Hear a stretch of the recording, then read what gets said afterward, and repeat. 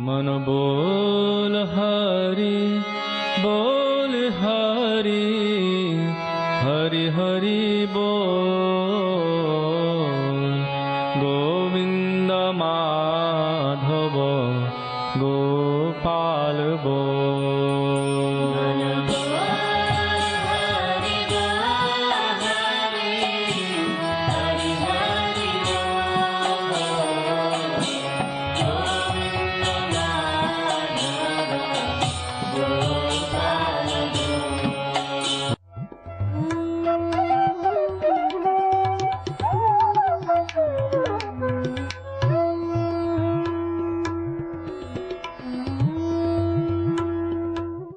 विष्णुपाद अष्टोत्तर शत श्री श्रीमद् भक्ति वेदांत नारायण गोस्वामी महाराज जी का शुभ आविर्भाव सन 1921 में बिहार के बक्सर जिले में मौनी अमावस्या के दिन अर्धरात्रि में हुआ था। प्रारंभ से ही इनकी धर्म में रुचि थी। बचपन में ही उन्होंने गीता रामायण आदि का अध्ययन किया था। संसार से अत्यंत तीव्र वैराग्य होने के कारण 25 वर्ष की आयु में ही वे गृहस्थ जीवन त्याग कर मठ में निवास करने लगे। सन 1946 में उन्होंने नित्य लीला प्रविष्ट ओम विष्णुपाद श्री श्रीमद् भक्ति प्रज्ञान केशव गोस्वामी महाराज जी से विधिवत दीक्षा प्राप्त की तथा सन 1954 में संन्यास ग्रहण किया। मथुरा में निवास करते हुए अपने गुरु की आज्ञा तथा कृपा से अनेक ग्रंथों का हिंदी भाषा में अनुवाद किया है। इनके प्रमुख ग्रंथ हैं श्रीमद् भगवद गीता, गीत गोविंद, जैव धर्म, वेणु गीत, भजन रहस्य, ब्रजमंडल परिक्रमा, श्री श्री वृहद भागवतामृतम। इन सभी ग्रंथों का English, Spanish, Dutch, French, German, Russian, Italian, Portuguese, Chinese आदि विश्व की अनेक भाषाओं में अनुवाद हो रहा है।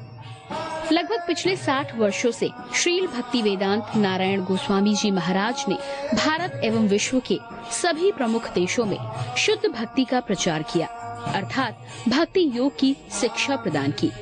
श्रील गुरुदेव के भक्ति प्रचार कार्य से प्रोत्साहित होकर अमेरिका के ह्यूस्टन के मेयर द्वारा श्रीमान लीपी ब्राउन ने 31 मई सन 2003 को इन्हें ऑर्डिनरी सिटीजनशिप एवं गुडविल एम्बेसडर के सम्मान से विभूषित किया।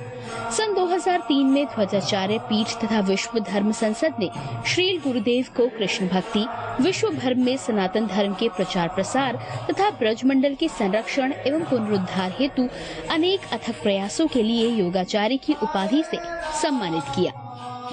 इस प्रकार संपूर्ण विश्व में प्रेम धर्म का प्रचार प्रसार करते हुए श्रील भक्ति वेदांत नारायण गोस्वामी जी महाराज ने 29 दिसंबर 2010 को श्री जगन्नाथपुरी में अपनी भौम लीला को संवरण किया। वे अपनी दिव्य शिक्षाओं में और अपने निष्कपट आश्रित जनों के हृदय में सर्वदा विराजमान हैं। सबसे पहले मैं अपने गुरुदेव नित्य लीला प्रविष्ट परिवर्जिकाचार्य श्री श्रीमद् भक्ति वेदांत नारायण गोस्वामी महाराज जी के चरणों में प्रणाम करता हूँ। नित्य लीला प्रविष्ट ओम विष्णुपाद परिवर्जिकाचार्य श्री श्रीमद् भक्ति वेदांत नारायण गोस्वामी महाराज जी के चरणों में और उनके शिक्षा गुरु नित्य लीला प्रविष्ट ओम विष्णुपाद परिवर्जिकाचार्य श्री श्रीमद् भक्ति वेदांत स्वामी प्रभुपाद के चरणों में प्रणाम करता हूँ और अपने परम गुरुदेव नित्य लीला प्रविष्ट ओम विष्णुपाद श्री श्रीमद् भक्ति प्रज्ञान केशव गोस्वामी महाराज जी के चरणों में प्रणाम करता हूँ और अपनी पूरी गुरु परंपरा के चरणों में प्रणाम। आप सब भक्तों का, श्रोताओं का, दर्शकों का स्वागत। आज हम आपको चैतन्य महाप्रभु के बारे में कुछ बताएंगे जो हमने गुरुवरों से सुना है। हमारे शास्त्र में कहते हैं चैतन्य चरितामृत में, श्री कृष्ण चैतन्य राधा कृष्ण नाही अन्य। वही चैतन्य महाप्रभु राधा और कृष्ण मिलके अब कलयुग में आ गए हैं, वो कोई और नहीं है, वही है। नाम श्रेष्ठम मनुमपि सचिपुत्रम अत्र स्वरूपम तस् ग्रजम उरुपुरीम मथुरीम गोष्ठातिम राधा कुंडम गिरिवर महो राधिका माधव श्याम प्राप्तो यस्या प्रथिता कृपया श्री गुरुम तम न तो अस्मि। गुरुदेव कई बारी इस श्लोक को बोलते थे। ये मुक्ता चरित्र से रघुनाथ दास गोस्वामी का एक वंदना है उन वैष्णवों के चरणों में। रघुनाथ दास गोस्वामी क्या कहते हैं? नाम श्रेष्ठम। मैं अपने गुरु को प्रणाम करता हूँ। क्यों प्रणाम करता हूँ? क्योंकि मेरे गुरुदेव ने वो नाम श्रेष्ठ मुझे दिया, अर्थात वो सबसे ऊंचा नाम मुझे दिया। कौन सा नाम? उस महाप्रभु का नाम दिया, उस कृष्ण का नाम दिया, जो मुझे उस प्रेम के पास ले जाएगा जो इस संसार में मैं खोज रहा था, जो प्रेम ना हो के काम था। नाम श्रेष्ठम। हम जिस व्यक्ति को प्रेम करते हैं उसका नाम लेते हैं, और जिस व्यक्ति को सबसे ज़्यादा प्रेम करते हैं उसका नाम सबसे ज़्यादा लेते हैं। तो मैं अपने गुरुदेव को प्रणाम करता हूँ। नाम श्रेष्ठम, सबसे ऊंचा नाम मेरे गुरुदेव ने श्रेष्ठ नाम दिया, उस कृष्ण का, उस महाप्रभु का, चैतन्य महाप्रभु का नाम दिया। तो अब वही कृष्ण चैतन्य महाप्रभु बन के आ गए हैं इस कलयुग में। सचिपुत्रम। सचिपुत्र कौन? ये सचिपुत्र सची मैया के पुत्र वो हैं स्वयं चैतन्य महाप्रभु, गौरांग। उनको गौरांग भी बोलते हैं। मैं उस गुरु को प्रणाम कर रहा हूं जिसने मुझे सबसे ऊंचा नाम दिया, उस महाप्रभु चैतन्य महाप्रभु और कृष्ण का नाम दिया और बताया कि वो एक ही हैं और वो सची मैया के पुत्र बनके कलयुग में आ गए हैं।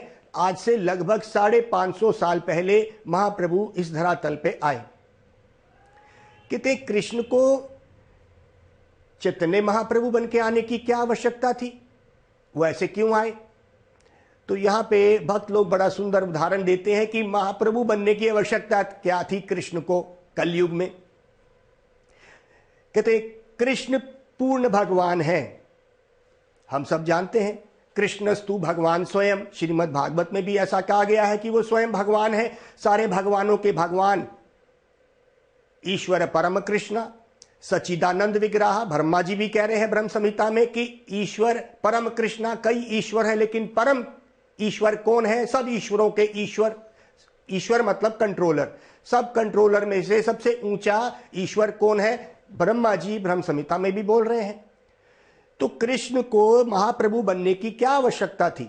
ये चैतन्य महाप्रभु तो वही है जो कृष्ण है। आवश्यकता क्या है? यहां पे आता है कि कृष्ण भगवान है और भगवान की अगर हम परिभाषा पुराणों में देखें तो परिभाषा क्या आती है? जो व्यक्ति जिसके अंदर ये 6 गुण पूर्ण रूप से हैं उसको भगवान कहेंगे। भग मतलब ऐश्वर्य, पूर्ण रूप का। वान मतलब मालिक, जैसे कोचवान, गाड़ीवान, तो मालिक सारे ऐश्वर्यों का। तो कहते हैं ऐश्वर्यस्य समाग्रस्य वीरस्य यशस्य श्रेया ज्ञान वैराग्योश्च चैव छन्नम भाग इतिंगना। ये 6 जिस व्यक्ति में पूर्ण रूप से है, ऐश्वर्य से समाग्रस्य, समाग्रत होके। जैसे ऐश्वर्य मतलब जितना भी इस संसार का ऐश्वर्य धन दौलत है उसका मालिक कौन है? भगवान। तो कहते हैं कि ये सारा धन, कोई भी धनी से धनी व्यक्ति अगर कहे कि मैं सबसे धनी हूं, वो ये जरूर कह सकता है कि मैं सबसे धनी हूं, लेकिन सारे धन का मालिक मैं नहीं हूं। जैसे इस संसार का सबसे अमीर व्यक्ति मान लीजिए बिल गेट्स है, वो ये कह सकता है कि मैं सबसे रईस या धनी हूं, लेकिन क्या वो ये कह सकता है कि जो धन मेरे पास है या मेरी जेब में है वो उसका है? नहीं।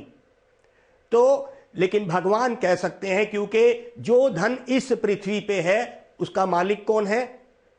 तो जो धन बिल गेट्स के पास है, जो धन मेरे पास है, जो धन आपके पास है, इस सब का मालिक भगवान है। तो जो व्यक्ति ऐसा कह सकता है वो भगवान है। तो ये पहला गुण हो गया भगवान का, ऐश्वर्य से समाग्रस्य, समाग्रित होके, इन टोटैलिटी। वीरस्य यशस्य श्रेया, वीर वो सबसे बड़ा वीर बलवान है।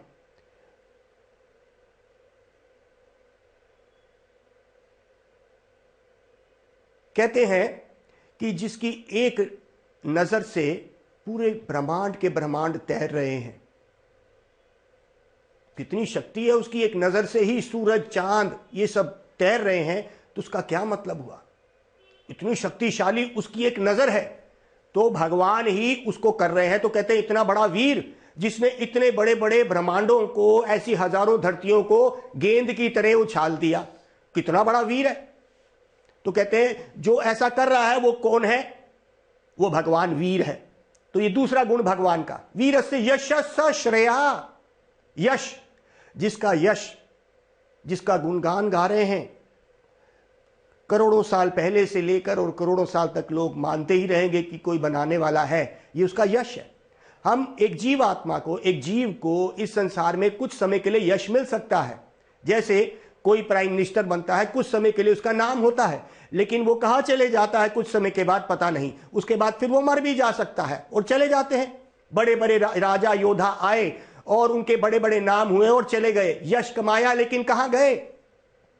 तो भगवान एक ऐसे हैं जिनका यश पहले भी था, अब भी है और रहेगा भी। यशस्स श्रेया, श्रेया मतलब सुंदर।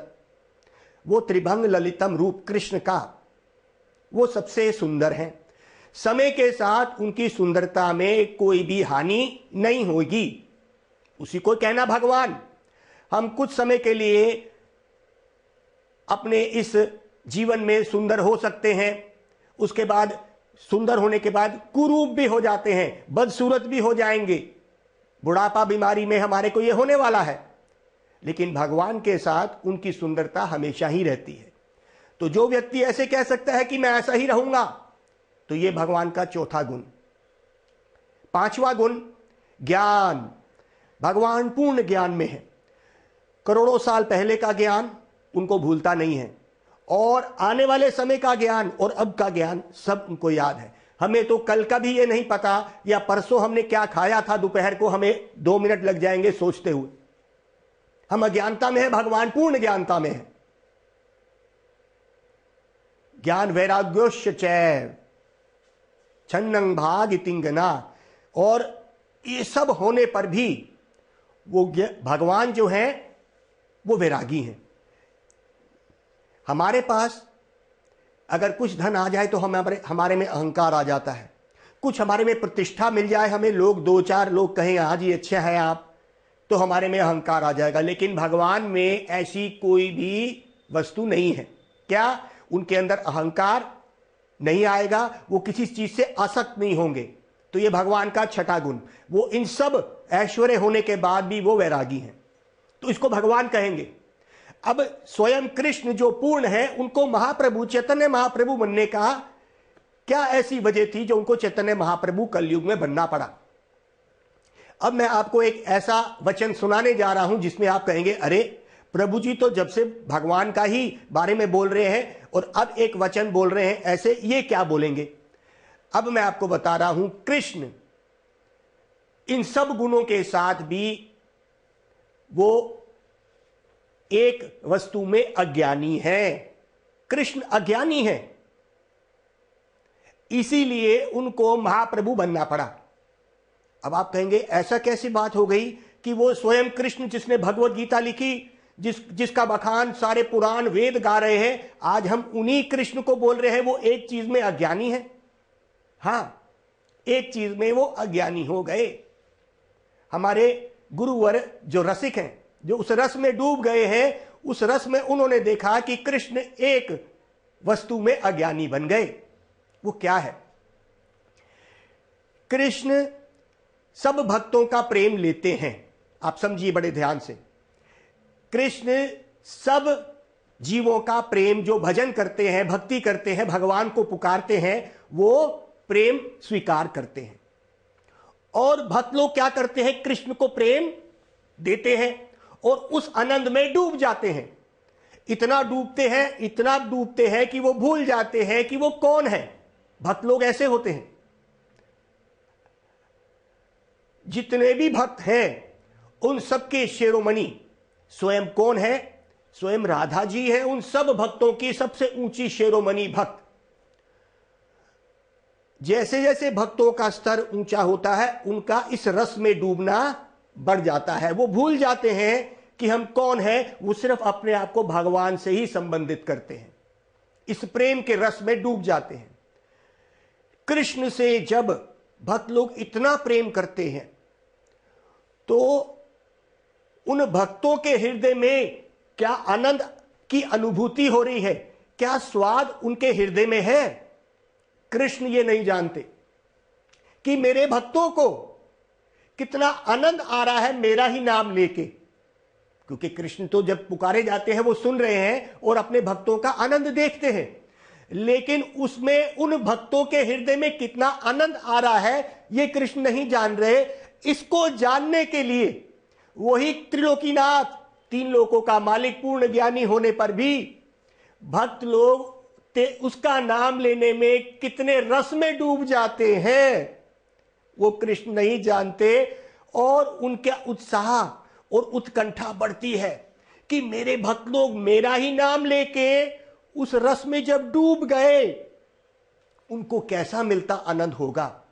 उसको जानने के लिए वही स्वयं कृष्ण चैतन्य महाप्रभु के रूप में आके एक भक्त अवतार लिया। श्री कृष्ण चैतन्य, वही कृष्ण चैतन्य, राधा कृष्ण ना ही अन्य। हमारे कृष्णदास कविराज महाराज चैतन्य चरितामृत में कहते हैं कि वही कृष्ण जब भक्तों के रस में उत्कंठित होकर देखते हैं कि मेरे भक्तों को कितना आनंद आ रहा है, उस रस के लिए, उसमें डूबने के लिए वो स्वयं राधा जी का भाव लेके इस धरातल पे आ जाते हैं। अब जब वही कृष्ण महाप्रभु बन जाते हैं कि राधा जी और मेरे भक्तों के आनंद को आस्वादन करने के लिए वही अपना नाम पुकारने लगते हैं, उनको चैतन्य महाप्रभु बोलते हैं। राधा जी का भाव लेके आ गए। अब कहते हैं कि महाप्रभु जब आए उनका मुख्य कारण क्या था? प्रेम रस निर्यास करीते आस्वादन, राग मार्ग भक्ति लोके करीते प्रचारन। कहते भाई उनका मुख्य तो ये हो गया कि राधा जी और जितने भी भक्त मेरे को पुकार रहे हैं उस आनंद की लहरें कहां तक दौड़ रही हैं, उसका आस्वादन के लिए वो राधा जी का भाव लेके आ गए। तो प्रेम रस आस्वादन, उस प्रेम रस का आस्वादन चैतन्य चरितामृत, कृष्णदास कविराज महाराज, प्रेम रस आस्वादन, राग मार्ग भक्ति लोके करीते प्रचारन, और प्रेम रस का प्रचार करने, आस्वादन करने आए।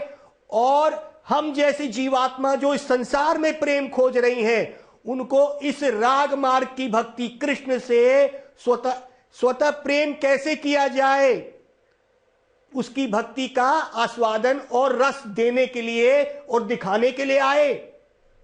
तो वो महाप्रभु उस रस में डूबे हुए, उस लहरों में डूबे हुए हाथ ऊपर करके क्या कर रहे हैं? हरे कृष्णा कृष्ण कृष्ण हरे हरे, हरे राम राम राम हरे हरे। तो वही कृष्ण महाप्रभु बन के आए, उस राधा भाव में अब उसी महामंत्र का उच्चारण कर रहे हैं और नाच रहे हैं, गा रहे हैं। कहां पर? उसी नवद्वीप धाम में, उस गौर मंडल में जो बंगाल का एक छोटा हिस्सा, जैसे वृंदावन उत्तर प्रदेश का, उसी तरह से नवद्वीप बंगाल का एक हिस्सा है। वहां पे महाप्रभु अवतरित हुए और महाप्रभु ने इस महामंत्र का आंदोलन छेड़ा। तो क्या किया? खुद उसका आस्वादन किया और राग मार्ग भक्ति, वो प्रेम की भक्ति कैसे करी जाए, भक्तों को उस प्रेम में कैसे डुबोया जाए, अर्थात एक जीव आत्मा उस रस में कैसे डूबे, उस प्रेम को कैसे प्राप्त करे, ये महाप्रभु दिखाने आए। क्या? देखिए, ब्रह्मवादियों की बात यहां पे हम करते हैं पहले 1 मिनट के लिए। ब्रह्मवादी लोग कहते हैं अरे भगवान का रूप नहीं होता। ब्रह्मवादी कहते हैं भगवान का कोई रूप नहीं, वो निराकार है, वो ब्रह्म है, उसका कोई रूप नहीं है। तो भाई अगर उसका कोई रूप नहीं है तो इसका मतलब उन्होंने कह दिया भगवान अंधा है, उसके हाथ पांव नहीं है, उसकी जीभ नहीं है।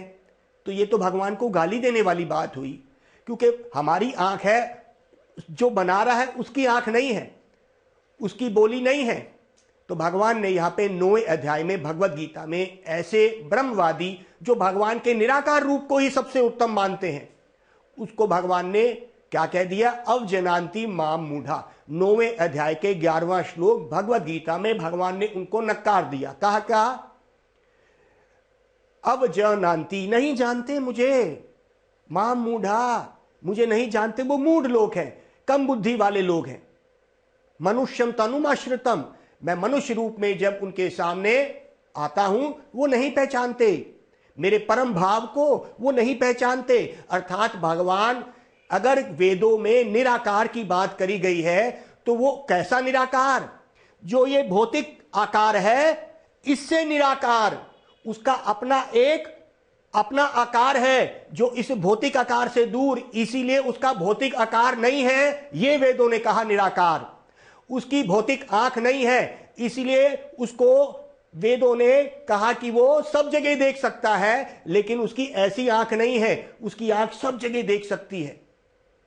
इसीलिए निराकार का मतलब यहां पे वेदों में यह समझा जाना चाहिए कि उसका आकार भौतिक आकार नहीं है, निराकार, लेकिन उसका आकार है जब उसको हम सूक्ष्म रूप में, अर्थात हम जब उसको आध्यात्मिक उसका आकार है। भगवान ने बोला भगवत गीता में, मनुष्यम तनुमाश्रितम, मैं मनुष्य रूप में जब तुम्हारे सामने प्रकट हुआ हूं, जो मुझे नहीं जानते वो मूढ़ है, क्योंकि मेरे परम भाव को, मेरे इस रूप के परम भाव को, ये रूप कैसा है? ये रूप जन्म मृत्यु बुढ़ापा बीमारी से ग्रस्त होता है, काम क्रोध लोभ मोह से ग्रस्त होता है, लेकिन वैसा स्वरूप भगवान का इन सब चीजों से हटके है।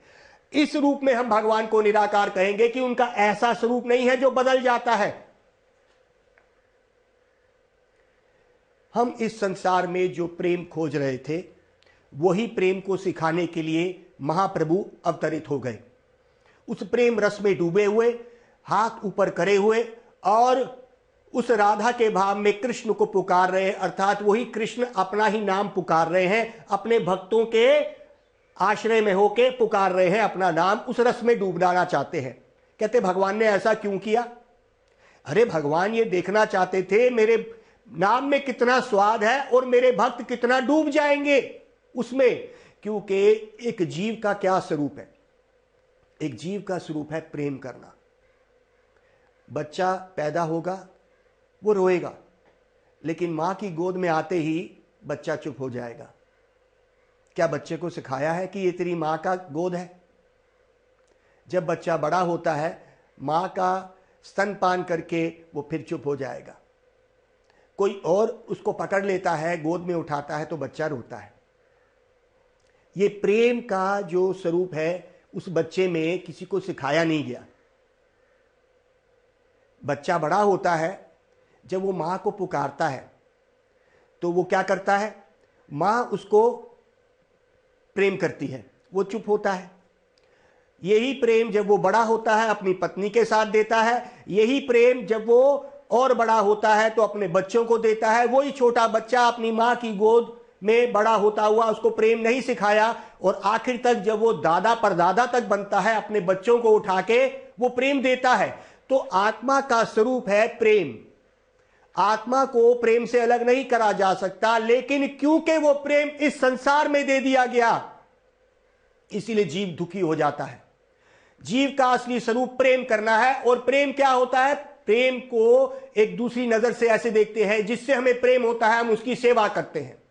मान लीजिए एक पति पत्नी परिवार में उनका बच्चा नहीं हुआ, तो वो कुत्ते बिल्ली या बच्चे को ही किसी गोद में उठा लेते हैं, गोद ले लेते हैं बच्चे को और प्रेम करते हैं, उसकी सेवा करते हैं, क्योंकि आत्मा का स्वरूप प्रेम करना है।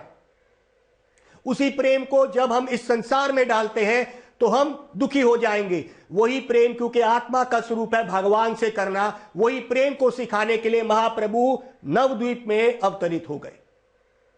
वो आए हैं और उस प्रेम में रस में डूबे हुए हजारों भक्तों को उन्होंने अपने साथ लगाया, और ये हरे कृष्ण महामंत्र का आंदोलन उन्होंने आज से 550 साल पहले शुरू किया था। तो कहते प्रेम रस निर्यास, उस प्रेम का आस्वादन करने के लिए, क्योंकि कृष्ण एक बात के अज्ञानी ये हो गए कि भक्तों के हृदय में कैसा स्वाद और कैसी तरंगे उमंगे उठती है उस प्रेम से। जब तक एक जीवात्मा, क्योंकि प्रेम के बिना वो रह नहीं सकती, हमने देखा कि बच्चा ना होने पे बच्चा गोद लिया जाता है, ना गोद लेने से वही पति पत्नी किसी कुत्ते बिल्ली जानवर की सेवा शुरू कर देते हैं। सेवा स्वरूप है हमारा। प्रेम और सेवा मतलब एक ही चीज है, एक ही वस्तु। प्रेम का मतलब सेवा करना, तो हमारा स्वरूप क्या है? सेवा करना। भगवान को भूल के हम इस संसार माया की सेवा करते हैं। महाप्रभु हमें यह सिखाने आए कि अगर हम हाथ ऊपर करके भगवान की सेवा शुरू करें, सिर्फ हाथ ऊपर करके हमने क्या करना है? भगवान के नाम को पुकारना है। भगवान का नाम क्या है? हमारे उपनिषद पुराणों में, वेदों में इस महामंत्र का बार बार बखान किया जाता है। और ये महामंत्र जो स्वयं चैतन्य महाप्रभु ने इसको दोबारा आंदोलन के रूप में करवा के दिया, और उसमें कहा कि जो व्यक्ति इस नाम को लेगा, तो महाप्रभु के उस पैगाम को लेके हम आज आपके सामने आए हैं। आप सब लोगों को हम निमंत्रण भी देते हैं कि एक गौर पूर्णिमा आ रही है। जैसे जन्माष्टमी आती है कृष्ण की, हमारे बंगाल में चैतन्य महाप्रभु की वही गौर पूर्णिमा के रूप में मनाई जाती है। आप सब भक्तों को हम आमंत्रण देते हैं। लाखों लाखों भक्त चारों तरफ से पूरी दुनिया के भक्त लोग आएंगे।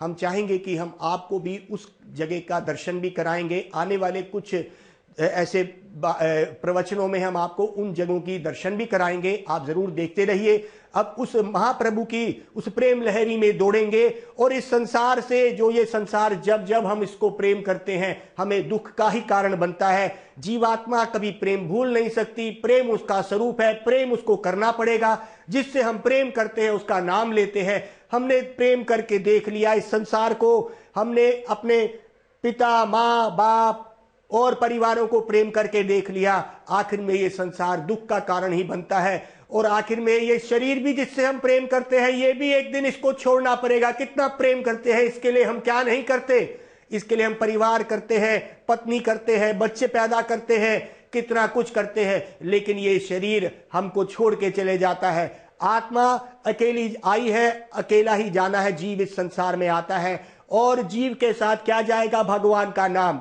महाप्रभु ने हमको कलयुग में भगवान का नाम इस तरह दिया है। ये 16 शब्द का महामंत्र, हरे कृष्णा कृष्णा कृष्णा हरे हरे, हरे राम राम राम हरे हरे। तो आप सब भक्त लोग मेरे साथ इसको गाएंगे और अपने जीवन को सफल करिए। और आइए हमारे साथ नवद्वीप चले, वहां पे इस लहरी में दौड़ेंगे और उस प्रेम की लहरी में इस संसार के दुख को भूलेंगे। गौर प्रेमानंदे हरि हरि बोल।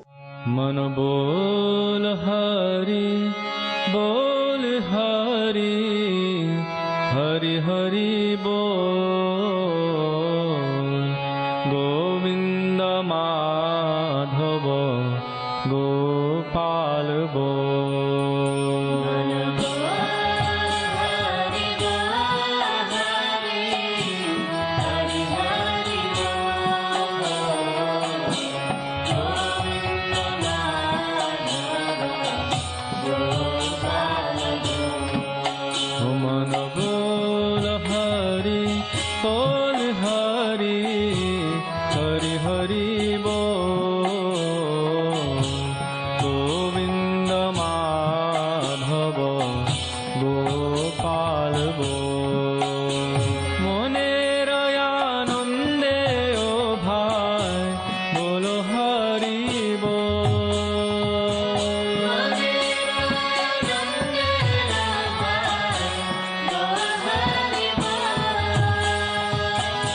जनमे सुखे बोलो हरि बोल।